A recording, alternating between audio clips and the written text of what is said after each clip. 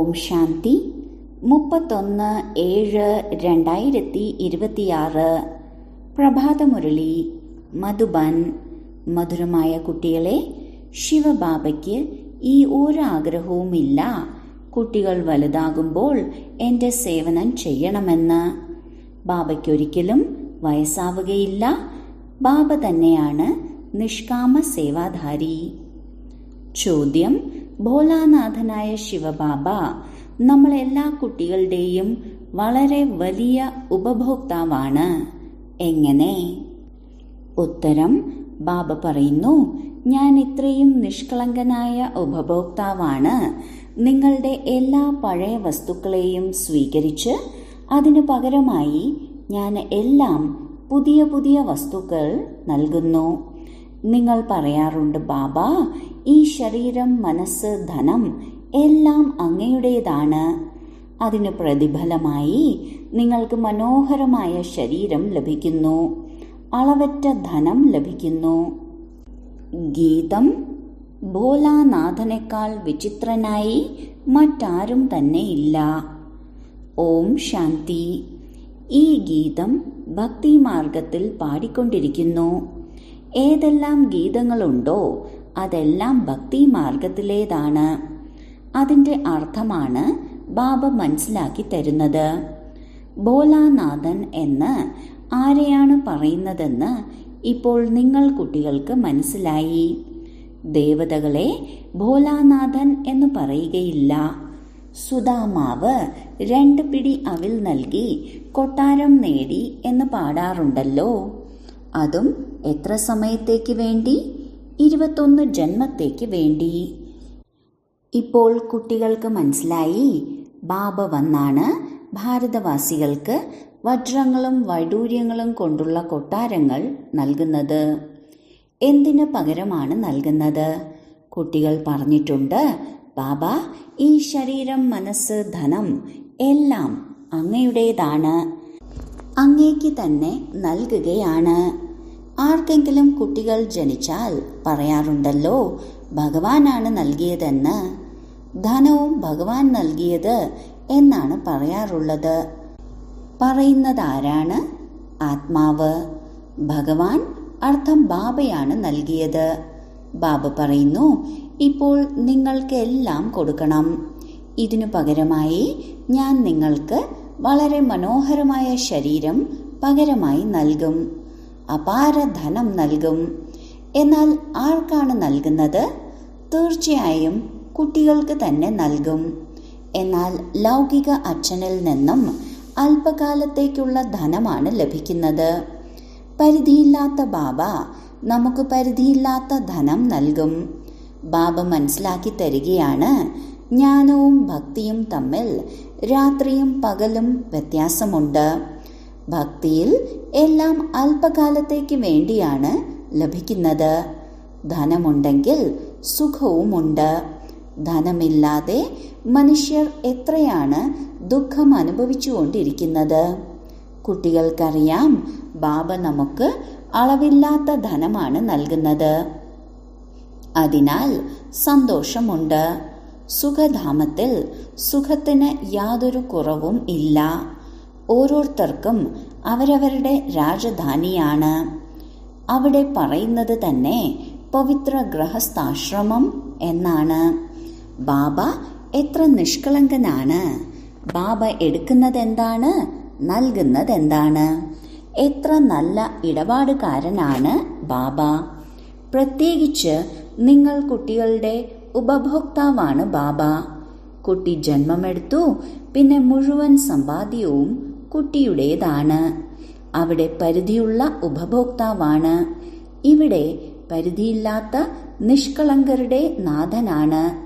പരിധിയില്ലാത്ത കുട്ടികളുടെ ഉപഭോക്താവാണ്. ബാബ പറയുന്നു, ഞാൻ പരംധാമത്തിൽ നിന്നും വന്നിരിക്കുകയാണ്.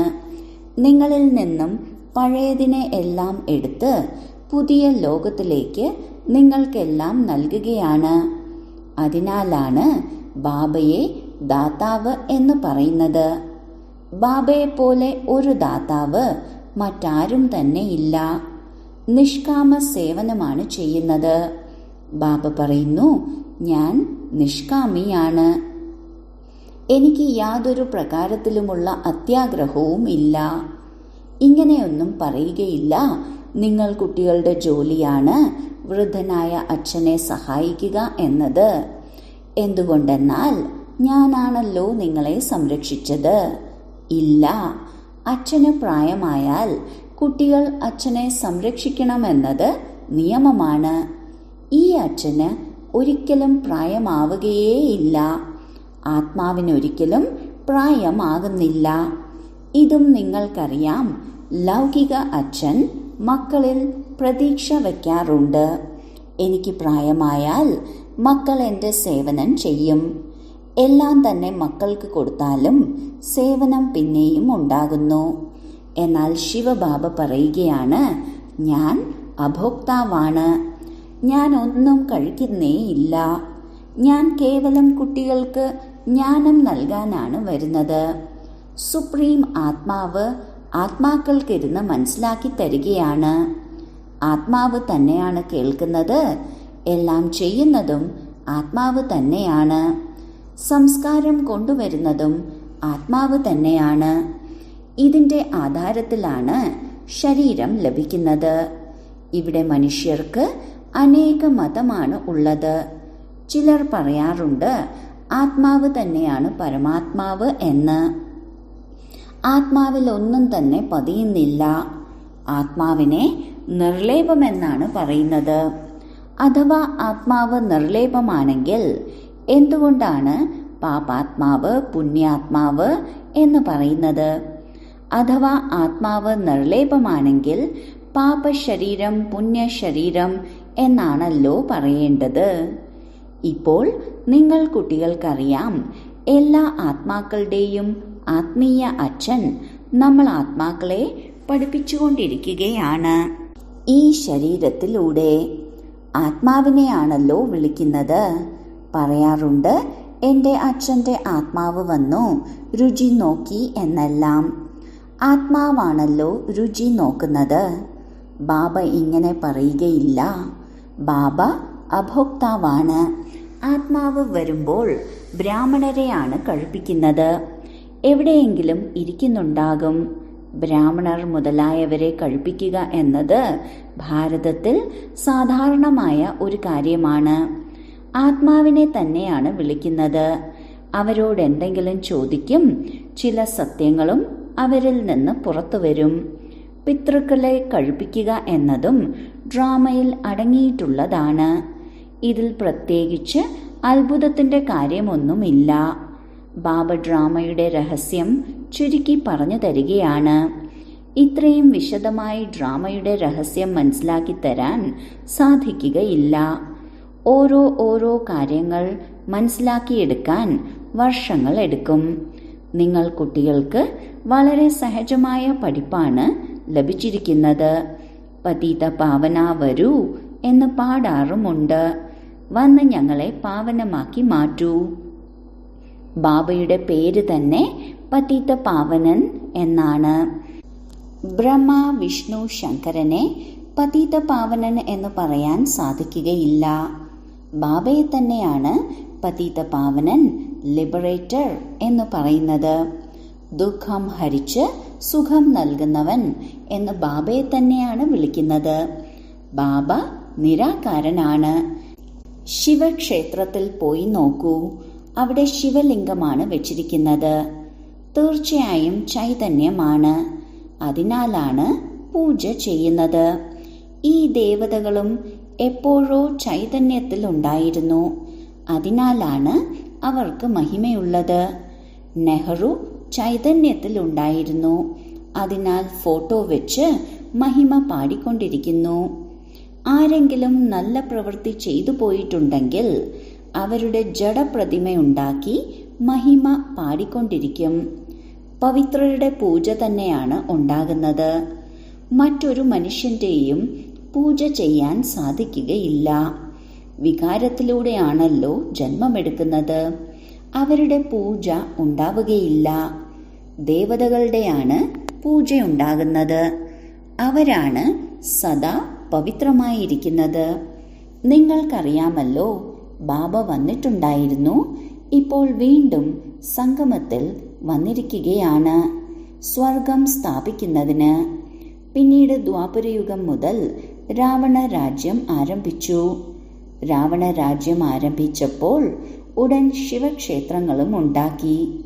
ഇപ്പോഴാണെങ്കിൽ ചൈതന്യത്തിൽ ജ്ഞാനം കേട്ടുകൊണ്ടിരിക്കുകയാണ്. ബാബ സത്യമാണ്, ചൈതന്യമാണ്. ബാബയുടെ തന്നെയാണ് മഹിമ പാടുന്നത്. നിരാകാരന് ശരീരം തീർച്ചയായും വേണമല്ലോ. അതിനാൽ ബാബ തന്നെ വന്നാണ് വിശ്വത്തെ സ്വർഗമാക്കി മാറ്റുന്നത്. ഈ സ്വർഗത്തിൽ രാജ്യം ഭരിക്കുന്നതിന് വേണ്ടി നിങ്ങൾ പുരുഷാർത്ഥം ചെയ്തുകൊണ്ടിരിക്കുകയാണ്. നിങ്ങൾ സ്വർഗവാസിയായി മാറിക്കൊണ്ടിരിക്കുകയാണ്. നിരാകാരനായ പരമപിത പരമാത്മാ ജ്ഞാനസാഗരനാണ്. പക്ഷെ എങ്ങനെ കേൾപ്പിക്കും? പറയുന്നുണ്ട്, ഞാൻ ഈ ശരീരത്തിലാണ് വരുന്നത്. എനിക്ക് ഡ്രാമയിൽ ഈ പാർട്ടാണ് ഉള്ളത്. ഞാൻ പ്രകൃതിയുടെ ആധാരം എടുക്കുന്നു. ആരാണോ ആദ്യ നമ്പറിലുള്ളത് അവരുടെ തന്നെയാണ് വളരെ ജന്മങ്ങളുടെ അന്തിമ ജന്മത്തിൽ ഞാൻ വന്ന് പ്രവേശിക്കുന്നത്. അവരുടെ പേര് ബ്രഹ്മാവ് എന്ന് വെച്ചിരിക്കുകയാണ്. ആദ്യം ഇവരെല്ലാവരും ഭട്ടിയിലുണ്ടായിരുന്നപ്പോൾ വളരെ പേർക്ക് പേരെല്ലാം വെച്ചിരുന്നു. പക്ഷെ വളരെ പേർ പിന്നീട് ഉപേക്ഷിച്ചു പോയി. അതിനാൽ പേര് വെക്കുന്നതിലൂടെ എന്ത് പ്രയോജനം? നിങ്ങൾ ആ പേരുകൾ കേൾക്കുമ്പോൾ അത്ഭുതപ്പെടും. ഒന്നിനോടൊപ്പം ഒരുമിച്ച് എത്ര സുന്ദരമായ പേരുകളായിരുന്നു. സന്ദേശി പേര് ചോദിച്ചു വരുമായിരുന്നു. ആ ലിസ്റ്റെല്ലാം തീർച്ചയായും എടുത്തു വെക്കുക തന്നെ വേണം.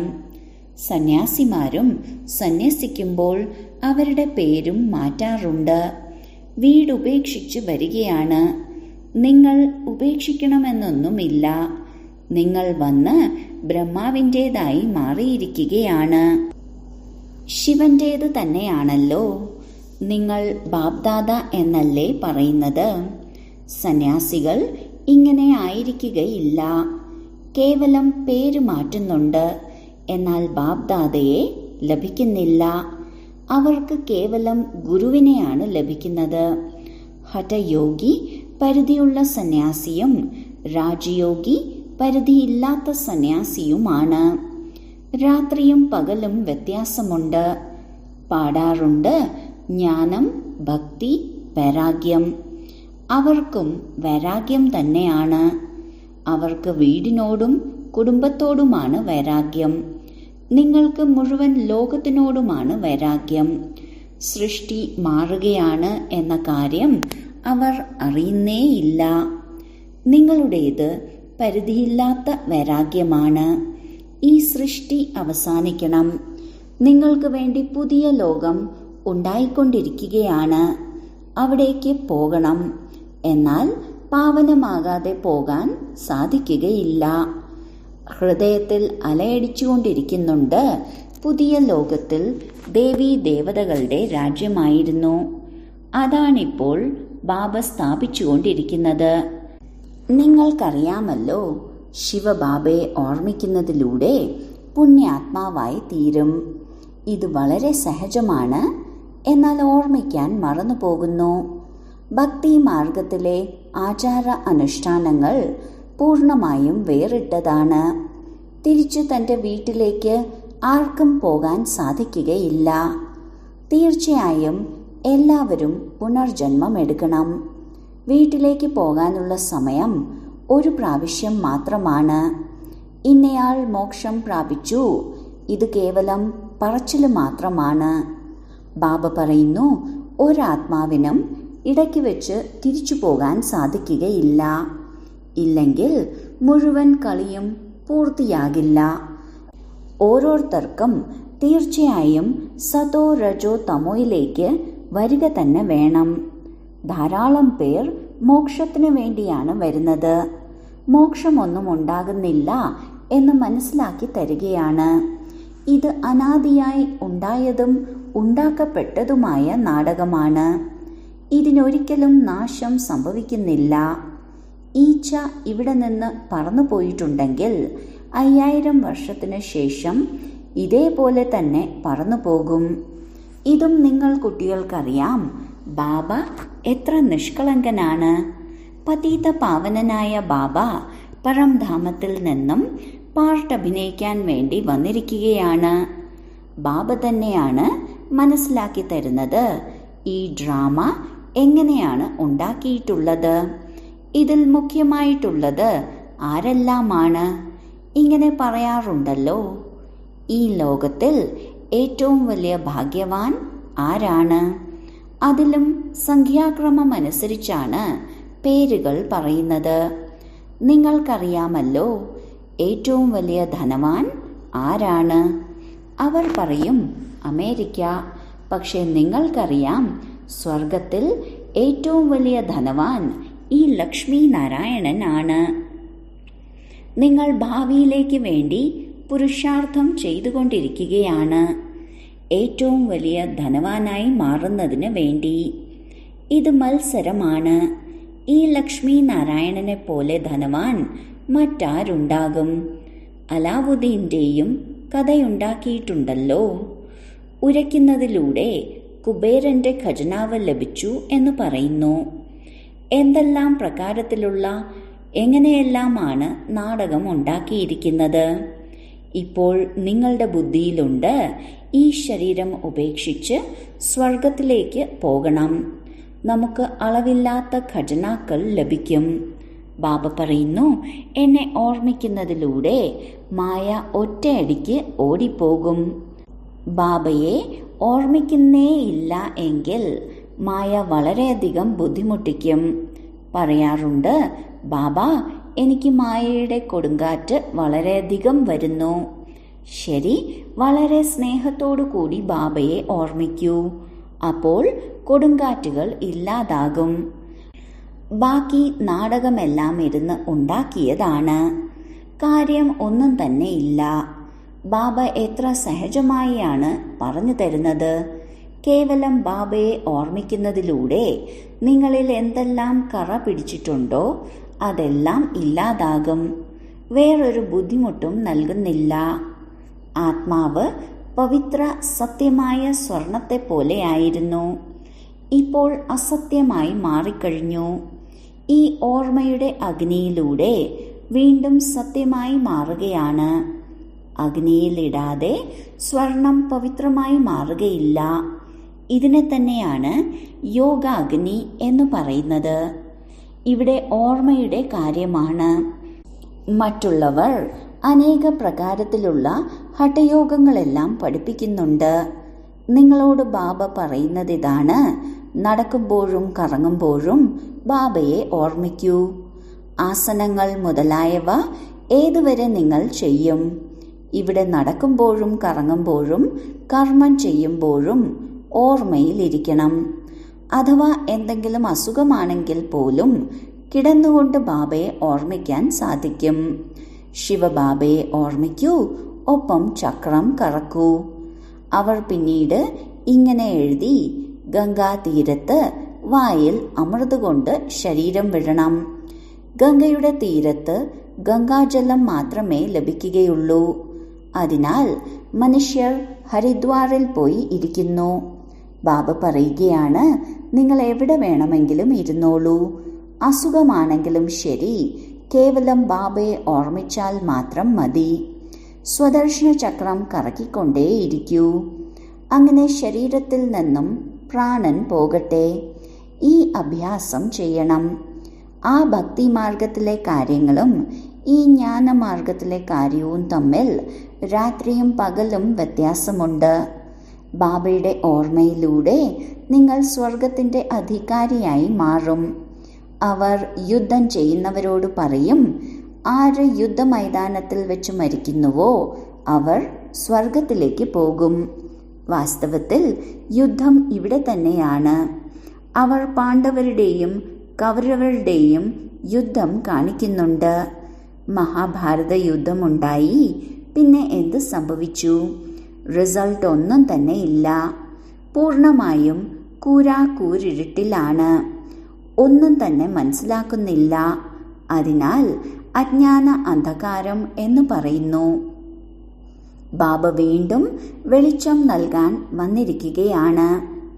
ബാബയെ ജ്ഞാനസാഗരൻ, നോളജ് ഫുൾ എന്ന് പറയുന്നു. ഇപ്പോൾ നിങ്ങൾക്ക് മുഴുവൻ ജ്ഞാനവും ലഭിച്ചിട്ടുണ്ട്. അത് മൂലവതനമാണ്. അവിടെയാണ് നിങ്ങൾ ആത്മാക്കളെല്ലാം വസിക്കുന്നത്. അതിനെ തന്നെയാണ് ബ്രഹ്മാണ്ടം എന്നും പറയുന്നത്. ഇവിടെയാണ് രുദ്രയജ്ഞം നടക്കുന്നത്. ബാബയോടൊപ്പമൊപ്പം നിങ്ങൾ കുട്ടികൾക്കും പൂജ ലഭിക്കുന്നു. എന്തുകൊണ്ടെന്നാൽ നിങ്ങൾ അനേകരുടെ മംഗളം ചെയ്യുന്നു. ബാബയോടൊപ്പം നിങ്ങൾ മുഴുവൻ ലോകത്തിൻ്റെ, പ്രത്യേകിച്ച് ഭാരതത്തിൻ്റെ സേവനം ചെയ്യുന്നു. അതിനാൽ ബാബയോടൊപ്പം നിങ്ങൾ കുട്ടികളുടെയും പൂജയുണ്ടാകുന്നു. ശരി, വളരെ കാലത്തെ വേർപാടിന് ശേഷം തിരികെ കിട്ടിയ മധുരമായ സന്താനങ്ങൾക്ക് മാതാവും പിതാവുമായ ബാബ്ദാദയുടെ സ്നേഹസ്മരണകളും പുലർക്കാല വന്ദനവും. ആത്മീയ പിതാവിൻ്റെ ആത്മീയ കുട്ടികൾക്ക് നമസ്കാരം. ധാരണയ്ക്കുള്ള മുഖ്യ സാരം: 1. മായയുടെ കൊടുങ്കാറ്റുകളെ ഓടിക്കുന്നതിന് വേണ്ടി ബാബയെ വളരെ സ്നേഹത്തോടു കൂടി ഓർമ്മിക്കണം. ആത്മാവിനെ യോഗ അഗ്നിയിലൂടെ സത്യമായ സ്വർണത്തെ പോലെ ആക്കണം. 2. പരിധിയില്ലാത്ത വൈരാഗിയായി മാറി ഈ പഴയ ലോകത്തെ മറക്കണം. ലോകം മാറിക്കൊണ്ടിരിക്കുകയാണ്. പുതിയ ലോകത്തിലേക്ക് പോകണം. അതിനാൽ ഇതിൽ നിന്നും സന്യാസം സ്വീകരിക്കണം. വരദാനം: ഓരോ ചുവടിലും സൂക്ഷ്മത പുലർത്തി കോടികളുടെ സമ്പാദ്യമുണ്ടാക്കുന്ന കോടിപതിയായി ഭവിക്കട്ടെ. ബാബ കുട്ടികളെ വളരെ ഉയർന്ന സ്റ്റേജിൽ കഴിയാനുള്ള ജാഗ്രത നൽകുകയാണ്. അതിനാൽ ഇപ്പോൾ അല്പം പോലും അശ്രദ്ധ കാണിക്കാനുള്ള സമയമല്ല. ഇപ്പോൾ ഓരോ ചുവടിലും സൂക്ഷ്മത പുലർത്തി ഓരോ ചുവടിനും കോടി സമ്പാദിക്കുന്ന കോടിപതിയാകൂ. കോടാനുകോടി ഭാഗ്യശാലി എന്ന പേര് പോലെ കർമ്മവുമാവട്ടെ. ഒരു ചുവട് പോലും കോടിയുടെ സമ്പാദ്യം കൂടാതെ പോകരുത്. അപ്പോൾ വളരെ ആലോചിച്ച് മനസ്സിലാക്കി ശ്രീമതമനുസരിച്ച് ഓരോ ചുവടും ഉയർത്തൂ. ശ്രീമതത്തിൽ മന്മതം കലർത്താതിരിക്കൂ. സ്ലോഗൻ: മനസ്സിനെ ആജ്ഞ അനുസരിച്ച് നടത്തിക്കൂ, എങ്കിൽ മന്മനാഭവയുടെ സ്ഥിതി സ്വതവേ ഉണ്ടാകും. അവ്യക്ത സൂചന: ജ്വാലാസ്വരൂപ സ്ഥിതിയിൽ കഴിഞ്ഞ് ശക്തിശാലി ഓർമ്മയുടെ അനുഭവം ചെയ്യൂ. ഓർമ്മയെ ശക്തിശാലിയാക്കുന്നതിന് വേണ്ടി വിസ്താരത്തിൽ പോയി സാരത്തിൻ്റെ സ്ഥിതിയുടെ അഭ്യാസം കുറയരുത്. വിസ്താരത്തിൽ സാരം മറക്കരുത്. കഴിച്ചോളൂ, കുടിച്ചോളൂ, സേവനം ചെയ്തോളൂ, എന്നാൽ നിർമോഹിയാകുക എന്നത് മറക്കരുത്. സാധന അർത്ഥം ശക്തിശാലി ഓർമ്മ. നിരന്തരം ബാബയുടെ ഒപ്പം ഹൃദയത്തിൻ്റെ ബന്ധം. സാധന എന്ന് ഇതിനെ പറയില്ല, കേവലം യോഗത്തിലിരിക്കുക എന്നതിനെ. എന്നാൽ ശരീരത്തെ ഇരുത്തുന്നത് പോലെ ഹൃദയം, മനസ്സ്, ബുദ്ധി ഒരു ബാബയുടെ നേർക്ക് ബാബയോട് ഒപ്പം ഇരിക്കണം. ഇങ്ങനെയുള്ള ഏകാഗ്രത തന്നെയാണ് ജ്വാലയെ പ്രജ്വലിതമാക്കുക. ഓം ശാന്തി.